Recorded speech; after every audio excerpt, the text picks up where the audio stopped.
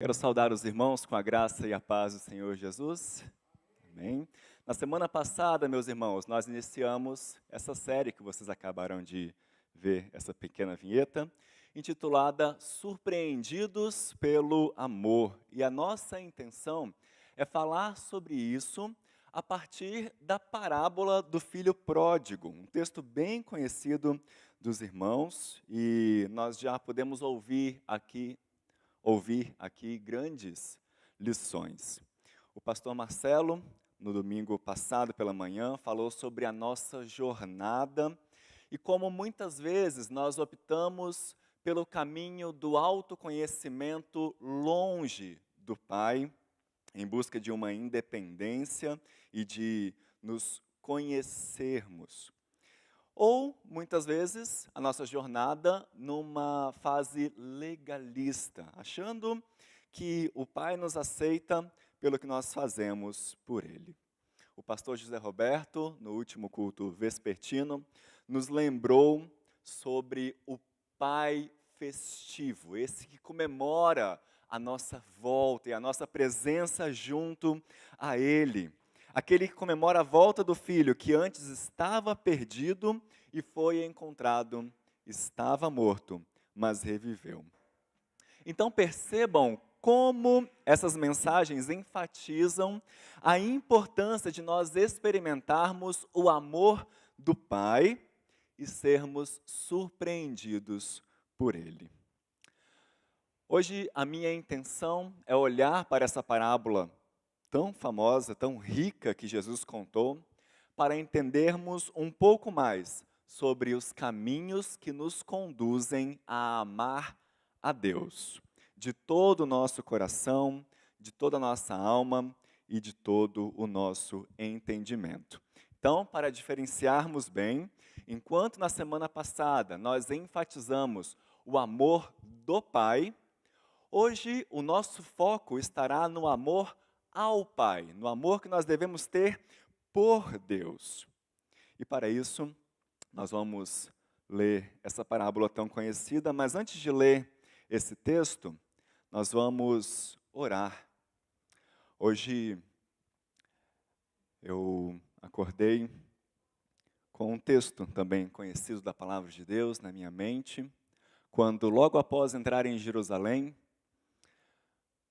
logo após Jesus entrar em Jerusalém, alguns gregos, algumas pessoas consideradas gentias, vieram aos seus discípulos e falaram: nós queremos ver Jesus. E eu quero orar com você, pedindo que você tenha justamente isso no seu coração. Que você peça a Deus para ver Jesus na sua palavra.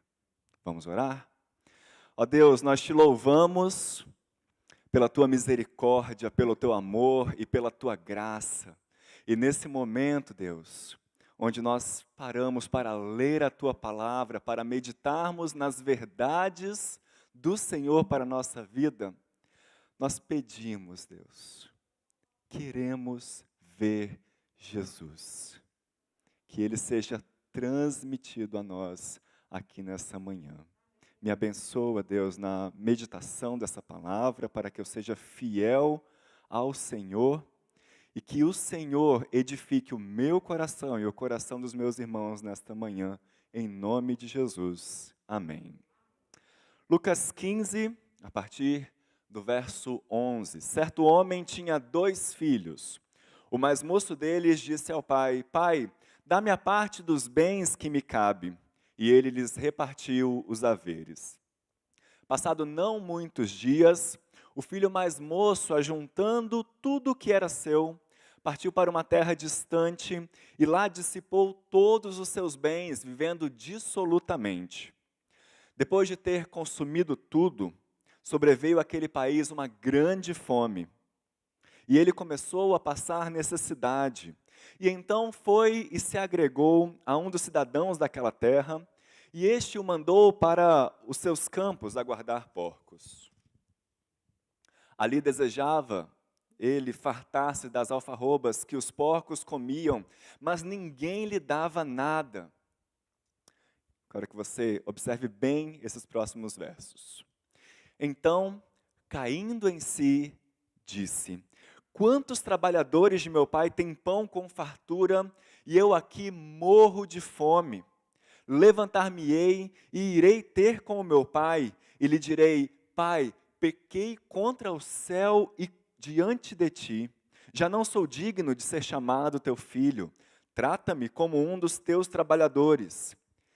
E levantando-se, foi para o seu pai. Vinha ele ainda longe quando seu pai o avistou, e compadecido dele, correndo, o abraçou e beijou. E o filho lhe disse: Pai, pequei contra o céu e diante de ti. Já não sou digno de ser chamado teu filho. O pai, porém, disse aos servos: Trazei depressa a melhor roupa, vestiu, ponde-lhe um anel no dedo e sandálias nos pés.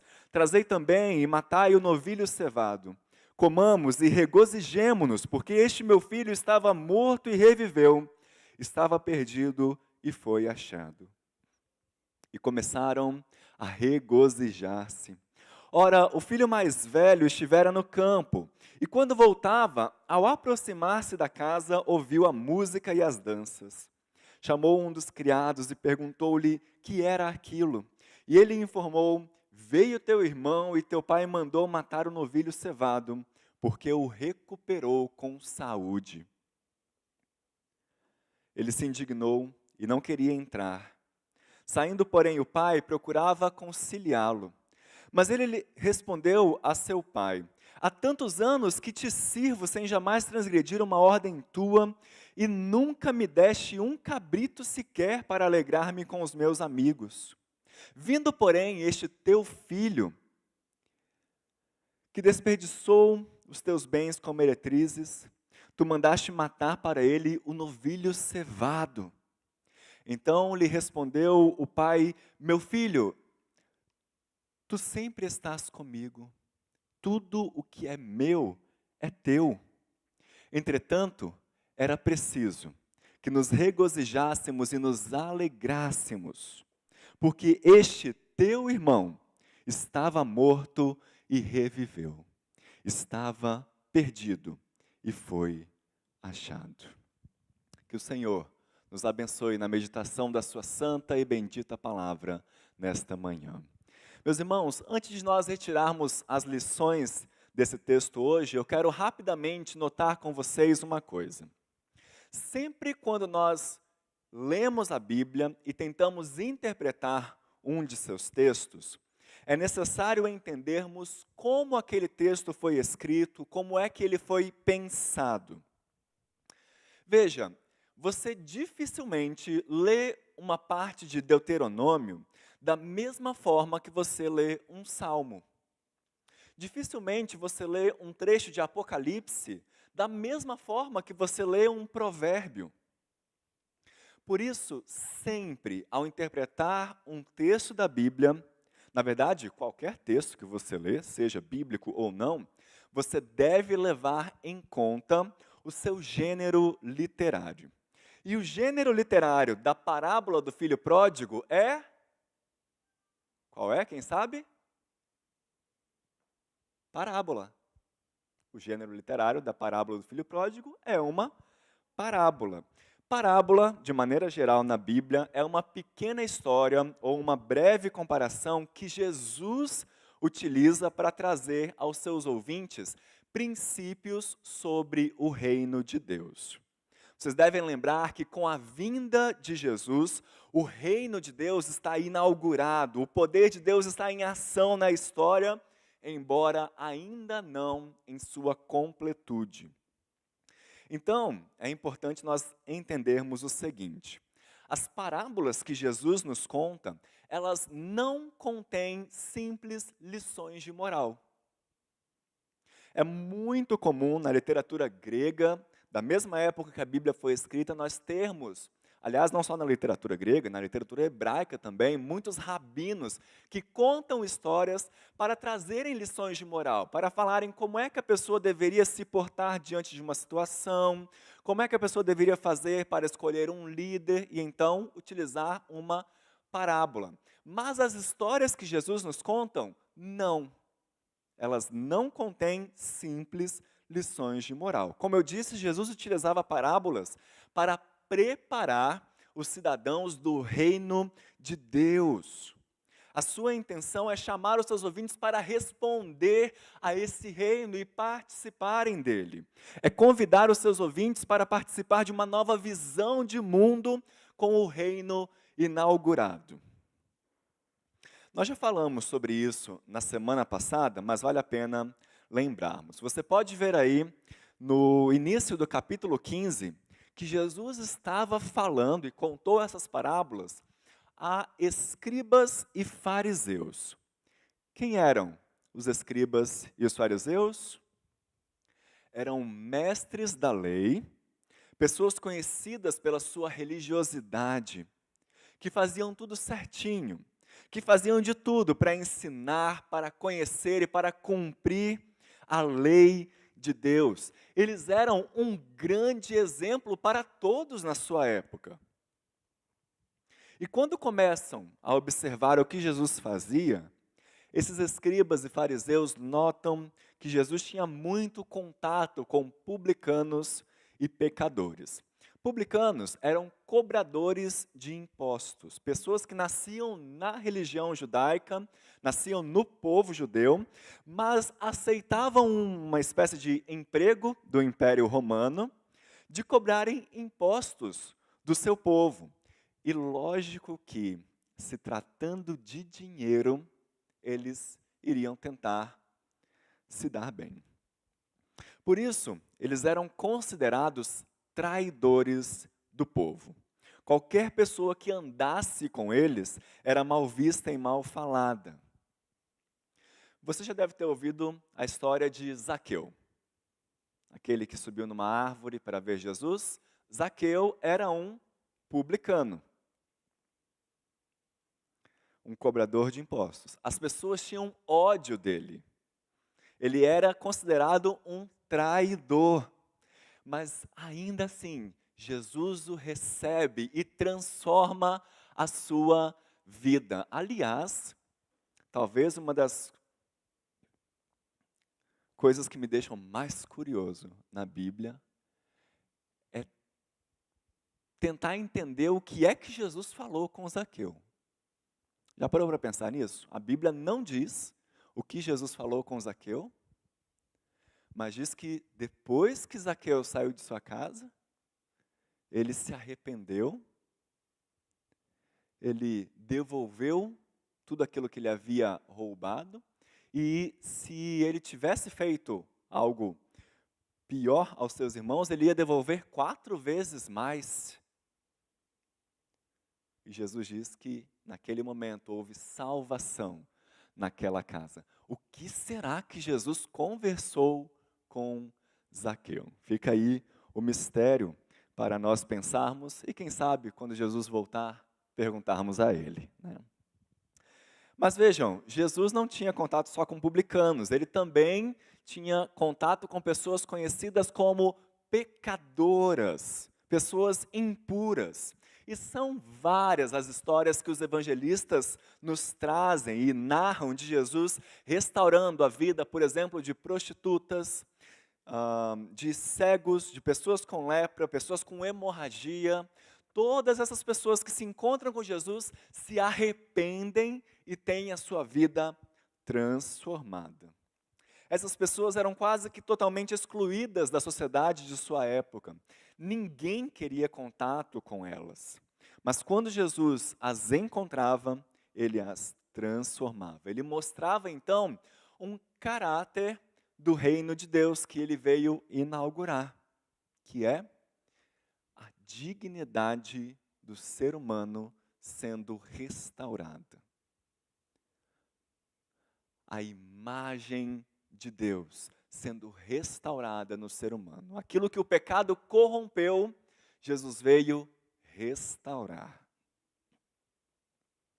Paulo vai escrever sobre isso lá em 2 Coríntios 5, nos dizendo que todo aquele que tem um verdadeiro encontro com Jesus é uma nova criatura, se torna um embaixador do reino de Deus e um portador da mensagem de reconciliação que Jesus veio trazer e efetivar. Mas pelo visto, meus irmãos, os fariseus e os escribas, aqui em Lucas capítulo 15, ainda não entendiam isso. Eles criticavam Jesus por ter contato com publicanos e pecadores. E então Jesus, para falar sobre a sua missão e sobre o caráter do reino de Deus, contou 3 histórias para eles. A primeira, a história de um pastor que tinha 100 ovelhas. E de repente esse pastor percebe que uma dessas ovelhas se desvia. E então vai em busca dessa ovelha. E quando a encontra, ele chama outros e se alegra, faz uma grande festa, se regozija com aqueles seus amigos, porque aquela ovelha que tinha se perdido foi encontrada. Uma segunda parábola também que Jesus nos conta é a história de uma mulher que tinha 10 moedas. Essas 10 moedas correspondiam cada uma a um dia de trabalho. E aquela mulher percebe que perdeu uma dessas moedas. Então, ela decide arrumar toda a sua casa para buscar essa moeda. E quando a encontra, ela chama outros amigos para se regozijar, porque ela encontrou aquilo que ela tinha perdido. E a terceira história, talvez a mais conhecida e a que temos focado aqui, é a de um pai e seus 2 filhos. Então, é muito importante, mais uma vez, que você se lembre disso. Jesus está contando essas histórias para judeus que iam à sinagoga todo sábado, que sabiam o Antigo Testamento de cor. E eram grandes e bons exemplos de religiosidade da sua época. Se fôssemos pensar no exemplo contemporâneo, Jesus estaria contando essas histórias para mim e para você. Ele começa então contando sobre um homem que tinha 2 filhos e o mais novo pediu a sua parte na herança. Como nós já falamos aqui, esse era um pedido absurdo para alguém que vivia na época de Jesus e para nós também, né? Até era comum que os pais escrevessem um testamento, já prevendo a divisão dos seus bens após a sua morte. Mas era um insulto um filho pedir a sua herança antes do pai morrer. Era a mesma coisa que lhe falar que preferia que o pai estivesse morto ou não existisse. Os ouvintes de Jesus, meus irmãos, iriam esperar que o próximo detalhe da história seria: então aquele pai deu uma surra no seu filho. Então aquele pai expulsou o seu filho de casa e mandou ele embora sem nada, sem direito à herança depois da sua morte. Mas, estranhamente, o pai aceita o pedido do filho e divide os seus bens entre os 2 filhos. O filho mais velho, por ser o primogênito, ficaria com 2/3 da sua posse, e o mais novo com 1/3. E aquele filho mais novo pegou tudo que era seu, foi para uma terra distante, e lá gastou tudo que tinha, vivendo de modo dissoluto. Nós sabemos, meus irmãos, que o filho mais novo e as suas atitudes representam justamente a atitude dos pecadores, de todos os que se afastam de Deus e vivem de maneira como se ele não existisse, ou se ele estivesse morto. Pessoas que claramente não amam a Deus. Mas o que leva as pessoas a fazerem isso? O que nos torna suscetíveis a não amar a Deus, a querermos estar longe dele? Para responder isso, eu quero que você lembre, ou melhor, que você se lembre, de uma outra história da Bíblia. Mas dessa vez, não uma parábola, não uma comparação, não uma metáfora, mas uma história que aconteceu realmente. Adão e Eva tinham tudo o que era necessário para viver. Mas certa vez eles estavam andando pelo jardim, quando encontraram uma serpente que lhes propôs uma experiência diferente. Ao invés de você, ou melhor, ao invés de Deus decidir para vocês o que é bom e o que é mal, o que é certo e o que é errado, que tal se vocês decidirem sozinhos? Eu sei que vocês têm todas essas árvores e todos os frutos, mas esse daqui é muito mais gostoso. E vocês têm que aproveitar as coisas boas dessa vida. Ou ainda melhor, vocês sabiam que, na verdade, se vocês comerem desse fruto, vocês vão se tornar iguais a Deus? Adão e Eva, mesmo tendo a capacidade de dizer não, dando ouvidos à serpente, decidiram desobedecer a Deus. Decidiram comer do fruto proibido. Decidiram que quem deveria escolher o que é certo e o que é errado, o que é bom e o que é mal, seriam eles mesmos. Decidiram que queriam sim ser iguais a Deus. Em outras palavras, meus irmãos, o que Adão e Eva mais queriam, o que o filho mais novo mais queria, o que eu e você muitas vezes mais queremos quando pecamos é autonomia. Autonomia. É vivermos independente do Pai Celeste.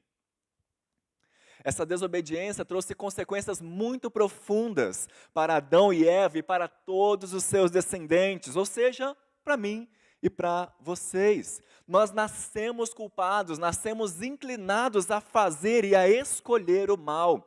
Nós já nascemos predispostos a desobedecer, a não amar a Deus. Desde criança já existe algo em nós que nos predispõe a dizer: Pai, me dá a parte dos seus bens que me cabe. Eu quero viver para mim mesmo, de maneira autônoma, independente de você. E foi só quando tudo deu errado que o filho caiu em si. Verso 17: Quantos trabalhadores de meu pai têm pão com fartura, e eu aqui morro de fome? Levantar-me-ei e irei ter com meu pai, e lhe direi: Pai, peguei contra o céu e diante de ti, já não sou digno de ser chamado teu filho, trata-me como um dos teus trabalhadores. E levantando-se, foi para o seu pai.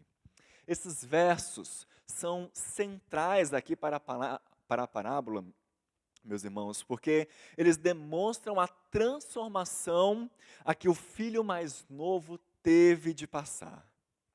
E é justamente olhando para eles que eu quero mostrar, rapidamente, um caminho que nos conduz a amar a Deus de todo o coração, alma e entendimento. E por que eu quero mostrar isso nessa manhã?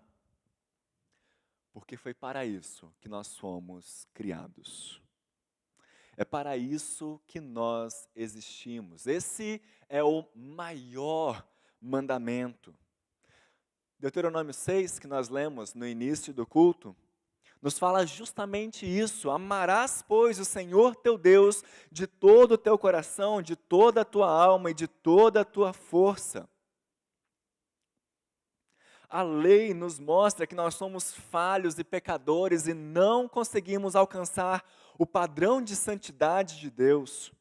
Mas o Novo Testamento vai nos mostrar que para aqueles que foram alcançados por Jesus Cristo, para aqueles que receberam o sopro de nova vida do Espírito Santo e, portanto, tiveram o seu coração de pedra substituído por um coração de carne, os mandamentos do Senhor não são penosos. A transformação que Jesus exerce em nós nos capacita a amarmos a Deus de todo o coração, de toda a nossa alma, de todo o nosso entendimento e com todas as nossas forças. Que transformação é essa, meus irmãos? Primeiro, nós devemos ter uma compreensão correta de quem nós somos. Devemos ter uma compreensão correta de quem nós somos. Vejam, a que conclusão o filho chegou? Que o seu desejo por autonomia o levou a uma situação desesperadora. Ele estava necessitado, ou como a gente costuma falar, ele estava no fundo do poço, cercado de miséria. O breve catecismo de Westminster nos lembra, em sua pergunta 19, que todo o gênero humano, por causa da queda, perdeu a comunhão com Deus, está debaixo de sua ira e maldição, e assim ficou sujeito a todas as misérias nesta vida, a própria morte e as penas do inferno para sempre. O filho mais novo cai em si e se percebe em miséria profunda. Mas não só isso. Ele reconhece que está em miséria porque pecou contra o Pai. Ele reconhece que é pecador e que não merece a misericórdia do Pai, não merece o favor, não merece o amor do Pai. Assim também deve acontecer conosco. É necessário que nós tenhamos consciência de quem nós somos e do que nós somos. É necessário entendermos que somos pecadores, falhos, que o nosso coração deseja ir para longe de Deus. O apóstolo Paulo fala sobre a sua luta em Romanos 7, onde ele demonstra querer fazer o bem, mas esse bem que ele quer fazer, o cumprir a lei de Deus, ele não consegue porque há uma guerra acontecendo dentro de si. E assim acontece conosco também, e por isso nós precisamos pedir perdão a Deus. Precisamos reconhecer que somos falhos, pecadores, e não merecemos a sua misericórdia, porque a todo tempo nós falhamos em amá-lo. Uma vez que temos a compreensão correta de quem nós somos e de nosso estado pecaminoso, precisamos, em segundo lugar, ir de fato a Deus. Esse é o segundo caminho. Precisamos ir de fato a Deus. Observem que aquele filho sabia o que fazer. No verso 17, ele cai em si, percebe a situação de miséria em que está e então se dá conta do que ele tem de fazer. Ora, eu estou passando fome. Sou pecador, eu vou então até o meu pai e peço perdão, peço para que ele me trate como um de seus servos. Até aqui nós estamos percebendo, nós vemos que há uma compreensão intelectual, ou até emocional, se você quiser. Ele sabia o que fazer, ele se sente em miséria profunda, mas ele não fica somente nesse nível. Ele passa para uma fase volitiva, ou seja, além de se convencer emocionalmente, intelectualmente, além de saber o que fazer, ele vai e coloca em prática. Verso 20. E levantando-se, foi para o seu pai. E levantando-se, foi para o seu pai. De uma lamentação, ele passa para uma ação. E é muito importante observarmos isso, meus irmãos, porque muitas vezes nós somos inclinados somente a uma reflexão, somente a sabermos o que fazer, somente a ficarmos sentados, escutando o que é que o pastor está falando para a gente. Mas aqui nós vemos uma atitude que foi além.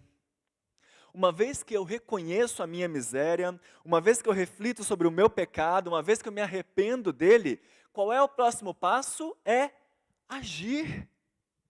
Ir em busca do Pai e falar: Pai, pequei contra ti. Charles Spurgeon, um pregador inglês do século XIX, considerado o príncipe dos pregadores, em um de seus sermões sobre essa parábola, nos lembra justamente da importância da ação. Deixa eu ler para você o que Spurgeon diz aos seus ouvintes. Meus irmãos, agrada-nos que reflitam. Esperamos que um grande ponto seja ganho se forem conduzidos a considerar seus caminhos, a ponderar sua condição e a olhar sinceramente para o futuro, pois a irreflexão é a ruína de muitos viajantes que vão rumo à eternidade. E por seu meio os incautos caem no profundo abismo da segurança carnal e perecem em seu interior. Então, refletir é importante. Mas alguns de vocês foram encontrados entre os reflexivos durante o tempo suficiente. Já é momento de passarem para uma etapa mais prática. É a hora suprema de atuarem. É hora suprema de atuarem. Uma vez que eu tomo consciência de quem eu sou, da minha miséria, da minha pecaminosidade, eu devo agora agir, buscar o Pai. E vejam, meus irmãos, a Bíblia é clara ao falar que o próprio se dar conta de seus pecados já é uma ação que o Espírito Santo produz em nós. Nós sabemos que não somos nós que vamos em busca do Pai, mas é o Pai que vem correndo ao nosso encontro. É isso que ele faz aqui na parábola. E é justamente por isso que, em terceiro lugar, nós precisamos ter uma compreensão correta de quem Deus é. Aquele filho estava achando que ele estava simplesmente indo ao encontro do Pai. Mas quando ele menos espera, quem vem correndo ao seu encontro, alegre, o abraçando, o beijando, é o seu Pai. Mas antes disso, deixe-me observar com você o seguinte: mesmo depois de tanto tempo longe de casa, o filho mais novo não se esqueceu do caráter do pai. Ele sabia que, de alguma forma, o pai o receberia de volta. Ele estava pensando que ele seria recebido como servo, claro, mas no mínimo seria recebido. Mas vejam que ele nunca perdeu de vista quem era aquele que ele havia deixado. Ele era o seu pai. Veja aí no verso 17. Então, caindo em si, disse: quantos trabalhadores de meu pai têm pão com fartura e eu aqui morro de fome? Levantar-me-ei e irei ter com o meu pai, e lhe direi: Pai, pequei contra o céu e diante de ti, já não sou digno de ser chamado teu filho, trata-me como um dos teus trabalhadores. E levantando-se foi para o seu pai.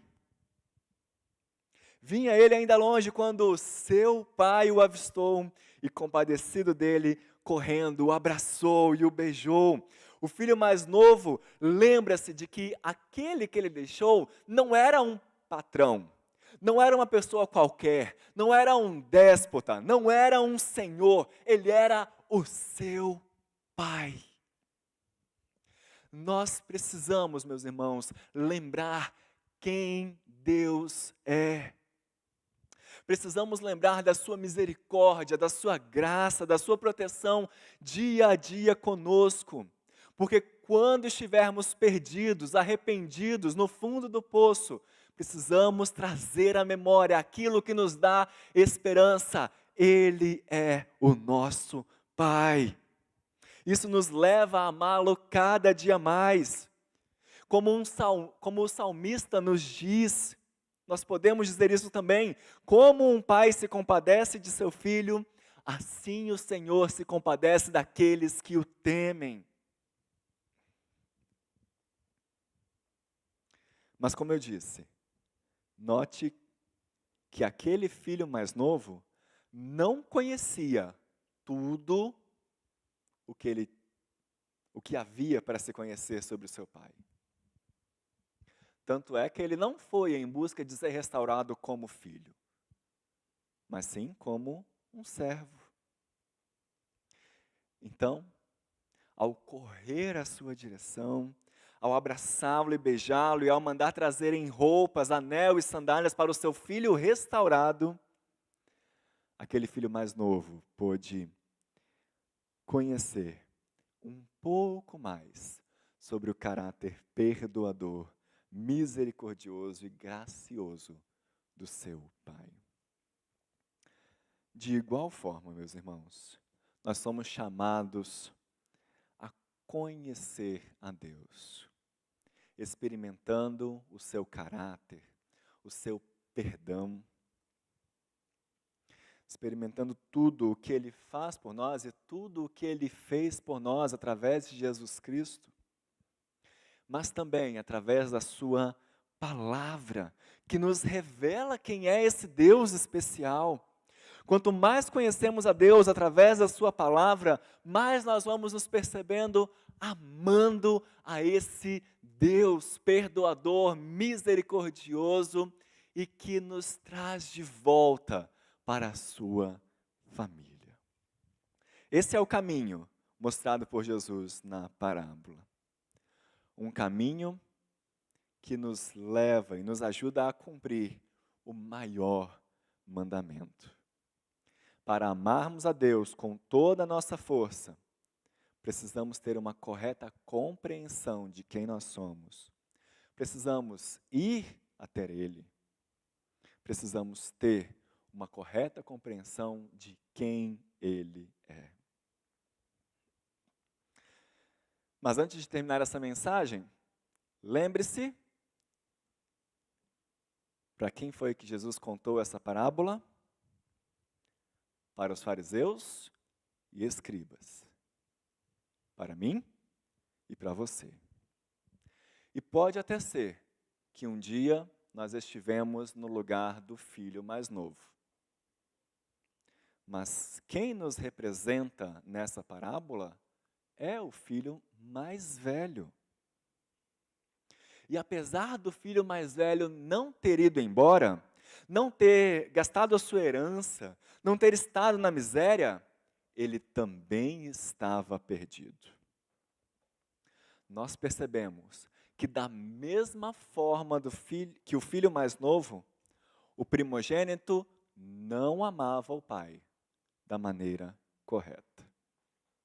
Primeiro, ele não tinha uma correta compreensão de si mesmo. Ele não se via como pecador, como miserável, como necessitado da misericórdia do Pai. E pior, ele nem se via como filho. Veja aí o verso 29. Ele respondeu a seu pai: há tantos anos que te sirvo, sem jamais transgredir uma ordem tua. O verbo servir aqui, meus irmãos, é carregado com uma intensidade muito grande, é um trabalhar como um escravo.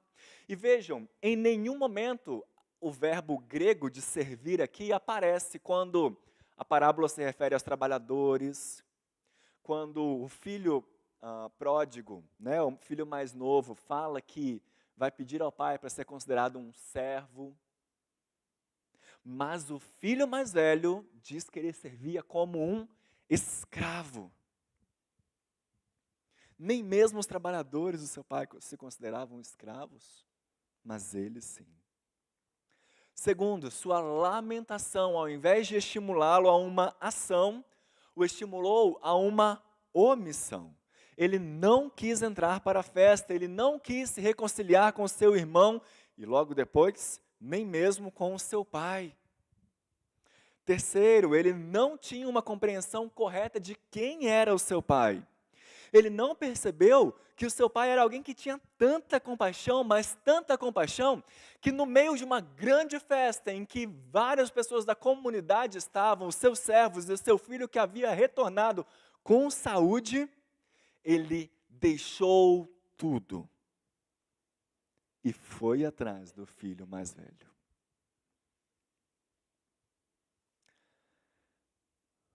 Você provavelmente já percebeu que a parábola termina completamente em aberto. Nós não sabemos se esse filho mais velho entrou para a festa ou não, se ele se alegrou com a volta do irmão ou não, se ele se alegrou com a misericórdia, se ele se impressionou com a misericórdia do pai ou não. Dessa mesma forma, nós não sabemos o que aconteceu com os escribas e os fariseus, a quem Jesus contou essa parábola. Será que eles entenderam que deveriam participar também dos banquetes de Jesus com as pessoas restauradas? Será que eles entenderam o caráter do reino de Deus, que oferece seu perdão, que recebe os arrependidos com festa e que os transforma para sempre? Quando Jesus deixa em aberto a reação do filho mais velho, isso deve nos animar. Porque essa é uma espécie de apelo que Jesus está fazendo. Porque pela sua ação em nós, nós conseguimos fazer a coisa certa. Amar a Deus de todo o nosso coração, de toda a nossa alma, com todo o nosso entendimento e com todas as nossas forças. O amor a Deus é um desafio contínuo ao nosso egoísmo e ao nosso desejo por autonomia. Que nós possamos refletir nessa manhã, meus irmãos, se nós temos sido irmãos mais velhos, e então nos darmos conta de quem nós somos, agirmos e nos darmos conta de quem Deus é. Que Deus nos abençoe e nos ajude, nos fortaleça a sempre o amarmos de todo o nosso coração, de toda a nossa alma, de todo o nosso entendimento e com todas as nossas forças. Amém.